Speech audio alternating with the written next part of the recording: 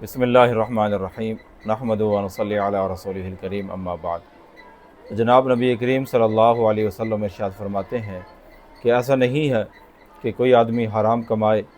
اور پھر اس حرام کمائی میں سے وہ اللہ تعالیٰ کے راستے میں خرچ کرے، صدقہ کرے کہ اللہ تعالیٰ اس صدقے کو قبول فرمائیں گے اور اللہ تعالیٰ اس کے مال میں برکت عطا فرمائیں گے۔ فرمایا کہ ایسا نہیں ہے، یعنی اللہ تبارک و تعالیٰ حرام کمائی کے صدقے کو قبول نہیں فرماتے، اور حرام کمانے کے بعد اگر اس میں سے صدقہ دے دیا جائے،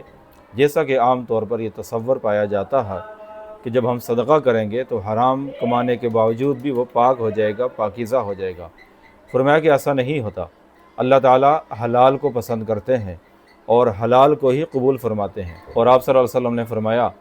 کہ جس شخص نے حرام کمایا اور پھر اپنے ورثاء کے لیے حرام چھوڑ گیا،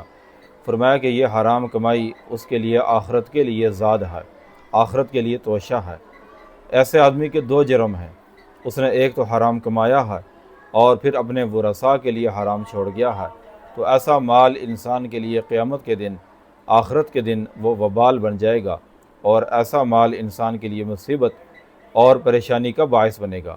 آپ صلی اللہ علیہ وسلم نے ارشاد فرمایا کہ ایسا نہیں ہے